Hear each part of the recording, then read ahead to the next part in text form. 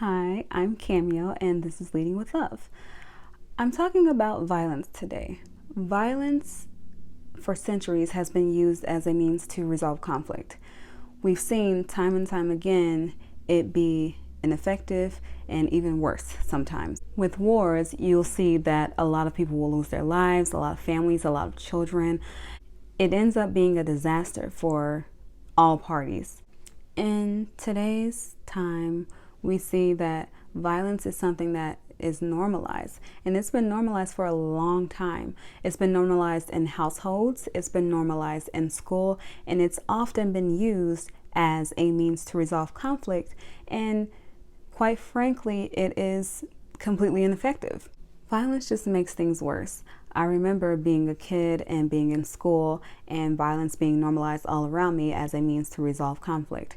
If there was a conflict with someone at school, they would want to fight, or people would encourage fighting. It would be this thing of, if you don't fight, then you're weak. If you don't fight, then you're scared, then you aren't standing up for yourself, which now I know is completely absurd, but I fell into that same way of thinking and started to use it as a way to resolve conflict. And it never made anything better. Temporarily, you would avoid each other or it would be over with for the time being. But if there is an actual conflict with a person, the important thing is to sit down, understand each other, and work through it. It's really unfortunate, but a lot of times children that choose to use fighting or violence as a means of resolving conflict at school have often seen it in their homes or around their neighborhoods or somewhere close to them.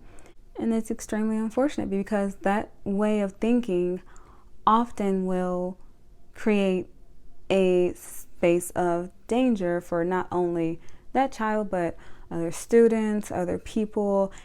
As they continue to age, then they will still feel as if that is an effective means of resolving conflict, which can lead to more danger and jail time, things that are worse. So it's important to teach that kindness is the way to go, leading with kindness. It's important to teach effective ways of communicating, effective ways of resolving conflict, ways that will produce a positive and effective outcome. I've come across too many people in my lifetime that it just saddens me to hear how normalized violence was in their lives, in their households around them. Violence being normalized can even lead to picking a violent partner and thinking that this is the way that you are supposed to be loved because you saw violence in your household.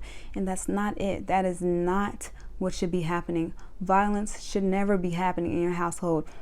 Violence shouldn't be the go-to to resolve any conflict. Violence should be strictly for survival mode. If you are in a position where someone is trying to hurt you or take your life, other than that, it's counterproductive.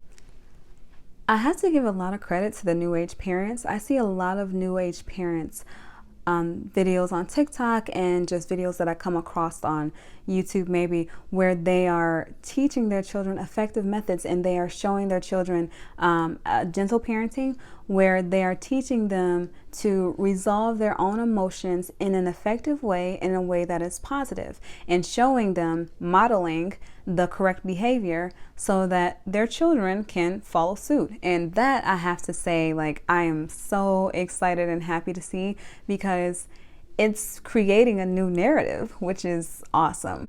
I feel that it's important that we all do our part to end violence being the normal, in normalizing it in homes, in normalizing it in neighborhoods, in normalizing it at all. You see all of these different instances where violence is simply counterproductive. It does nothing but make things worse. And it's just important to not teach that. It's important to, if you see that, say something. It's important to make sure that you are leading by example. Don't use violence. It's dangerous and it plants seeds of negativity to keep going forward that we all don't want. I'm doing everything I can to teach my children that kindness, empathy, and compassion are things that are needed to resolve conflict and to not result to violence and really sitting into those feelings of anger. And I've given them tools like breathing techniques and other things that can help them to be calm in situations that make them angry, because I don't want them falling into that. I remember being in school, being bullied, being jumped. For anyone that doesn't know what that means, that is when a lot of people try to fight you at one time. And I remember those things, and they were terrible, and I was miserable, and I resulted to violence because I was tired of violence happening to me.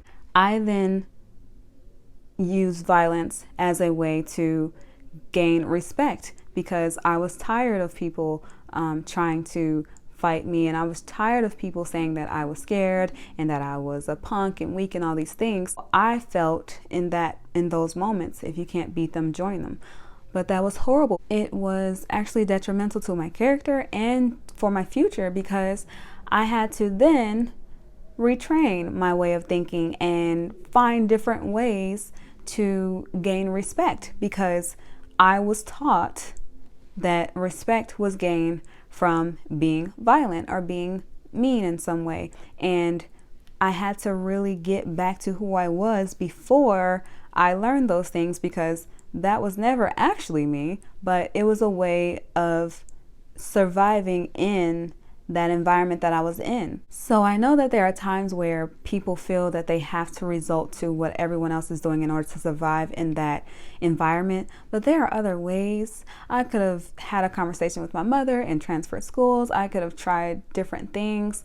I didn't have to resort to that, but in that time when I was that young, I felt that was the best decision, and I was a middle schooler, so I still could have been me and myself and just chosen to take a different route, chosen to speak to the counselors, chosen to speak to my parent at the time and really press the issue, because that's a crazy thing to go through. People jumping you all the time or trying to fight when you're not trying to fight. That's a lot. And at the time, I just felt like, okay, I don't want to be weak. I don't want to look like this. I don't want to look like that. So let me go ahead, and I don't want to look like a punk. Let me go ahead and gain my respect. And that was the wrong way to go. Now that I'm an adult with a different way of thinking, and I have gained tools to resolve conflict effectively, I can now teach this to my children, and so I do so. So don't feel discouraged or like you have to join someone else in their negative behavior if you're going through a rough time. I know that those things are difficult, it's hard to go through, but talk to someone. Go out and talk to someone. Go talk to a counselor or anybody that you have access to that you know can help you. Talk to someone. Do not choose to use violence as a way to fix anything. It doesn't work. It also feels horrible. It feels horrible to hurt another person, or it feels horrible to completely change who you are. If you're a person who is coming from kindness and empathy and compassion, you want to resolve things in a way that is effective, but someone else does not. It hurts you to come outside of yourself, to join someone in doing something that you know doesn't feel right for you. Always choose mindfulness and empathy and compassion over indulging in those feelings of anger and sitting in those feelings of anger and holding on to that, to then use violence as a means to resolving the conflict that has arisen. Take it from someone that knows it's never effective and it's never a place you should be in.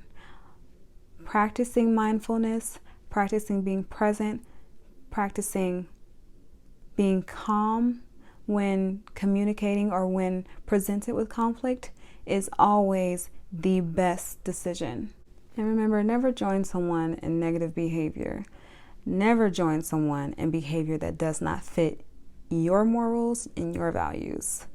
I am Camille, and this has been Leading with Love. Go out there and love someone. I'm a person with an opinion, and I invite you to share yours.